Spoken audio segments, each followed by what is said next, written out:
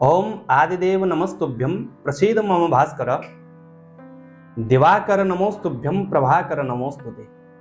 प्रिय दर्शकों नमस्कार, मैं आचार्य पंकज शास्त्री ज्योतिष के इस विशेष कार्यक्रम में आपका बहुत बहुत स्वागत करता हूं। उपस्थित हुआ हूं ज्योतिष से संबंधित एक बहुत ही महत्वपूर्ण जानकारी को लेकर के, और आज का हमारा जो चर्चा का विषय रहेगा सूर्यदेव की राशि परिवर्तन को लेकर के होने वाला है। प्रिय दर्शकों 14 मार्च 2024 12:36 पर सूर्यदेव अपनी राशि परिवर्तन करेंगे।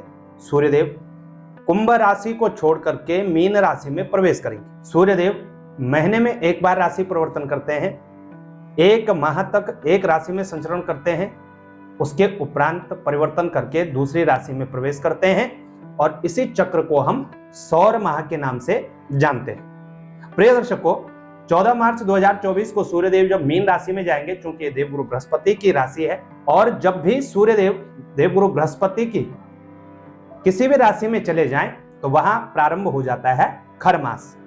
धनु राशि में जाएंगे तो पौष माह शुरू होगा। यहां मीन राशि में प्रवेश हो रहा है तो मीन राशि में प्रवेश होते ही सौर माह के अनुसार चैत्र मास प्रारंभ होगा और मीन खर मास रहेगा। और प्रिय दर्शकों इस खर मास के अंतर्गत किसी भी प्रकार के शुभ कार्य नहीं किए जाते हैं, चाहे वो विवाह संस्कार हो, मुंडन संस्कार हो, गृह प्रवेश हो, गृहारंभ हो, किसी भी प्रकार का जो मांगलिक कार्य होता है, मांगलिक कार्य का संपादन सौर माह के चैत्र मास में नहीं करना चाहिए। तो ये बात आपने ध्यान रखनी है। इसके साथ ही सूर्यदेव मीन राशि में प्रवेश करेंगे तो जहां पर पहले से ही राहुदेव की स्थिति है, राहु और सूर्य की युति बनेगी, जो कि ज्योतिष शास्त्र के अंतर्गत बहुत शुभ युति नहीं कही गई है। राहु और सूर्य की युति को ग्रहण दोष व ग्रहण युति के नाम से जाना जाता है, जो कि दोष होता है। और कहीं न कहीं यहां पर सूर्यदेव स्थित होंगे, ग्रहण युति होगी, तो 12 की 12 राशियों पर तो इसका प्रभाव जरूर पड़ने वाला है। इसके साथ साथ सूर्यदेव से संबंधित जिन भी धातु हो या अन्न हो या प्रकृति से संबंधित कोई भी चीज हो जिस पर सूर्य का अधिकार हो, वहां कहीं ना कहीं वो सारी चीजें भी प्रभावित रहने वाली है। आइए अब चर्चा करते हैं मेष से लेकर के मीन राशि के जातकों की। आपकी राशि पर सूर्यदेव का क्या प्रभाव पड़ेगा, कहां पर सूर्यदेव आपके लिए स्थित होंगे, उस भाव से संबंधित क्या क्या विकार आपको देखने को मिल सकते हैं, कहां आपको सतर्क सावधान रहना होगा, और कौन कौन से वो उपाय हैं जिन उपायों को करने से आपका बचाव संभव है। सबसे पहले बात कर लेते हैं मेष राशि की। प्रिय दर्शकों ये भी आपको बताते चले, जब भी हम गोचर का फल निकालें, राशि फल, वार्षिक फल, जो भी आप राशि फल का कार्यक्रम सुने व देखें, वो अपनी जन्म राशि से ही देखिएगा। जन्म राशि चंद्र राशि से देखिएगा, उसे आप लग्न के अनुसार न देखें। तो चलिए शुरू करते हैं, और सबसे पहले हम बात कर लेते हैं सबसे पहली राशि मेष राशि की। मेष राशि के जातकों के लिए सूर्यदेव की जो स्थिति है 12वें भाव के अंतर्गत रहेगी। 12वें भाव में राहु के साथ युति बन रही है। मेष राशि के जातकों को सतर्क सावधान अवश्य रहना है। यह भाव जो है खर्चों का भाव है, रोग का भाव है, शत्रुता का भाव भी है और मोक्ष का भाव भी है। यदि आप मेष राशि के जातक हो तो खर्चों में बढ़ोतरी देखने को मिलेगी। मस्तिष्क से संबंधित दिक्कतें, नेत्रों से संबंधित समस्याएं, आधा शीशी का दर्द यदि पहले से ही है तो बढ़ सकता है इस समय में, यहां आपको सतर्क सावधान रहना होगा। इसके साथ साथ दिग्भ्रमित की स्थिति, पूजन पाठ इत्यादि से आपका मन भटक सकता है। कहीं न कहीं नास्तिकता आपके अंदर प्रवेश कर सकती है, इस बात को लेकर के सतर्क सावधान रहिएगा। और पिता के साथ व गुरुजनों के साथ कहीं न कहीं खटपट की स्थिति बनती हुई नजर आ रही है। प्रिय दर्शकों मेष राशि के जातक को प्रतिदिन सूर्यदेव को जल जरूर दीजिएगा। ओम मित्राय नमः इस मंत्र का यथाशक्ति जप जरूर करिएगा। अगली राशि वृषभ राशि। वृषभ राशि के जातकों के लिए कैसी स्थिति है? प्रिय दर्शकों वृषभ राशि के जातकों के लिए सूर्य और राहु की जो युति बन रही है आपके लाभ भाव में बन रही है, 11वें भाव में। तो यहां लाभ से संबंधित दिक्कतें आपको देखने को मिल सकते हैं। कुछ मामलों में अचानक से लाभ भी देखने को मिलेगा। यदि आप वृषभ राशि के जातक हो तो धन लाभ की स्थिति के साथ साथ अचानक से नुकसान देखने को भी मिलेगा। शेयर मार्केट, सट्टा, लॉटरी इत्यादि से जुड़े हुए हैं, शॉर्टकट तरीकों से जुड़े हुए हैं, तो कहीं ना कहीं आपको अचानक से हानि देखने को मिल सकती है, और छाती से संबंधित समस्याएं भी आपको देखने को मिल सकते हैं। तो वृषभ राशि के जातक को स्वास्थ्य का आपने भी ध्यान रखना है। आपको भी प्रतिदिन सूर्यदेव को जल देना है। ओम खगाय नमः इस मंत्र का जप जरूर करिएगा। अगली राशि की बात करते हैं मिथुन राशि की। मिथुन राशि के जातकों के लिए कहां पर सूर्यदेव की स्थिति है? प्रिय दर्शकों, मिथुन राशि के जातकों के लिए सूर्यदेव की जो स्थिति है कर्म भाव 10वें भाव के अंतर्गत बन रही है, और ये कर्म भाव है, यहाँ पर सूर्यदेव निश्चित रूप से कारक होते हैं, राहु भी कारक होते हैं। तो मिथुन राशि के जातकों को कार्य क्षेत्र में, व्यवसाय में वृद्धि देखने को तो अवश्य मिलेगी। कहीं ना कहीं कार्य क्षेत्र में नई तरक्की, नए रास्ते आपको दिखाई देंगे। लेकिन इस बात का जरूर ध्यान रखिएगा, मिथुन राशि के जातक निर्णय लेने की स्थिति में कहीं ना कहीं उनको दिक्कतें होती हैं, दुविधा में फंस जाते हैं। ऐसी स्थिति में आपको विशेष रूप से सतर्क सावधान रहना होता है। क्योंकि यहाँ पर राहु भी स्थित है, तो राहु आपको दिग्भ्रमित करने का कार्य करेंगे, जबकि सूर्य यहाँ पर अच्छा फल प्रदान करते हैं। तो निश्चित ही कार्य क्षेत्र में कुछ महत्वपूर्ण परिवर्तन होंगे। इसके साथ ही सतर्क सावधान भी रहना होगा। एक तो स्वास्थ्य का भी ध्यान रखिएगा, अपनी वाणी को विशेष रूप से नियंत्रण में रखिएगा, और किसी से भी वाद विवाद करने से आपने बचना है। सूर्य देव को नित्य जल देना है। ओम हिरण्यगर्भाय नमः इस मंत्र का जप आप करते रहिएगा। अगली राशि की बात करते हैं, चौथी राशि कर्क राशि है।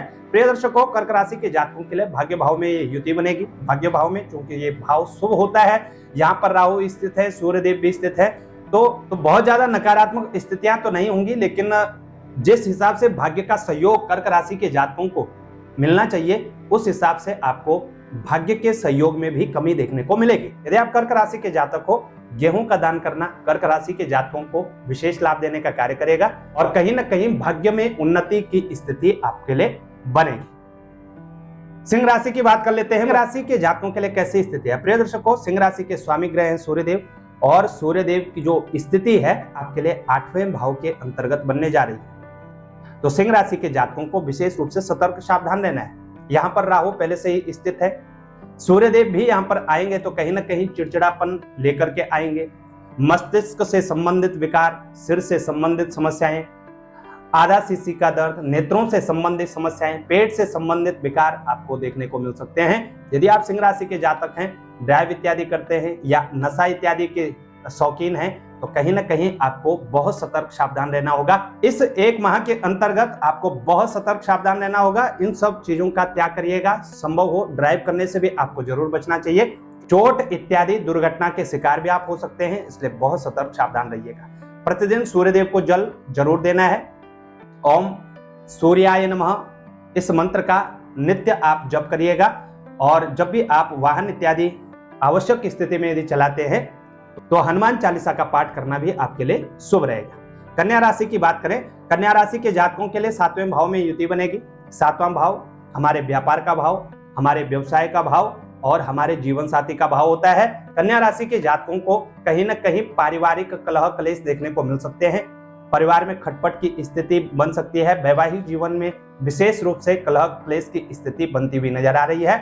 इसके साथ साथ स्वास्थ्य का आपने ध्यान रखना है।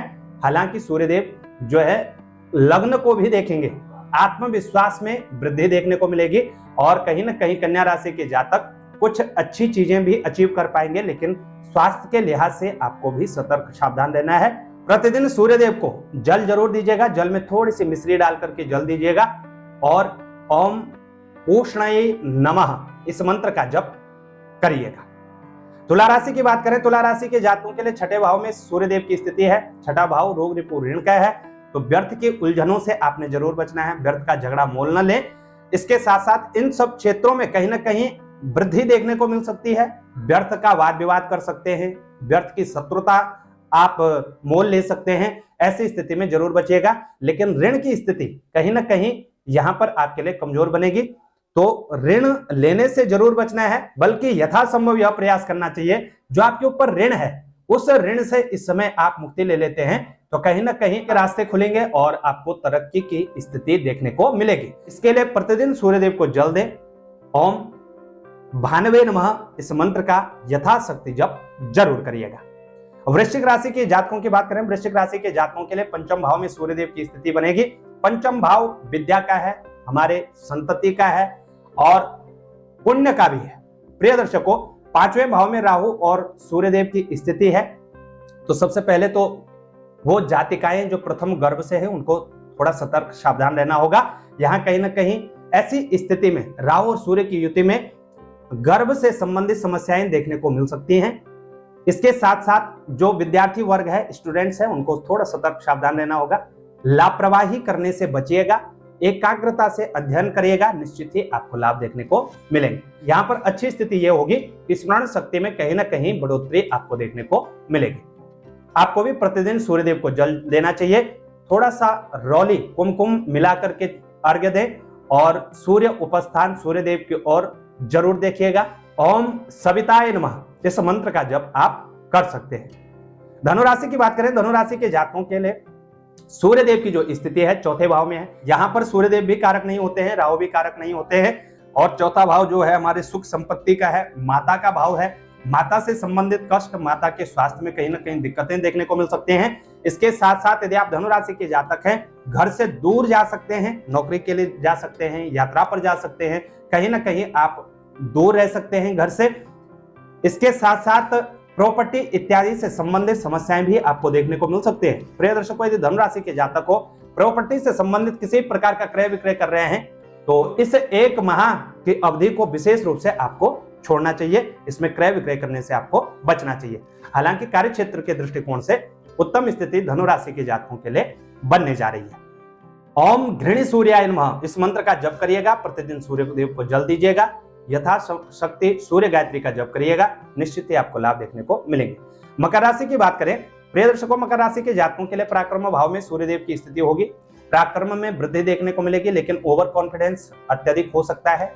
साथ ही ये आयु का भी भाव होता है, तो स्वास्थ्य से संबंधित दिक्कतें आपको देखने को मिल सकती है। बंधु विरोध, भाइयों के साथ कहीं ना कहीं विरोध की स्थिति देखने को मिल सकती है।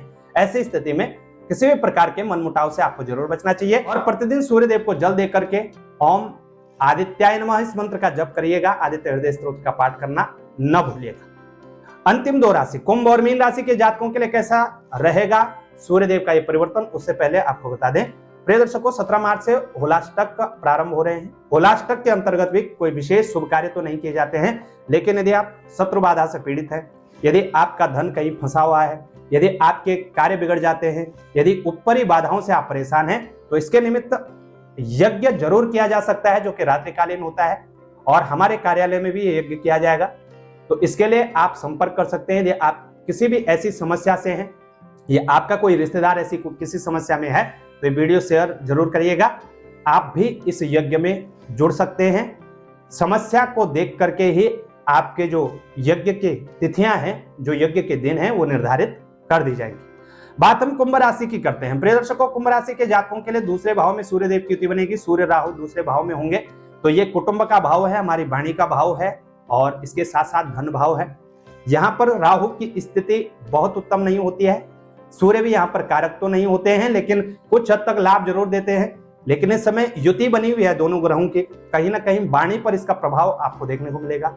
आपकी वाणी तीक्ष्ण वाणी हो सकती है, ऐसी वाणी आप बोल सकते हैं जिससे आपके जो प्रिय हैं वो कहीं ना कहीं आपसे रुष्ट हो सकते हैं।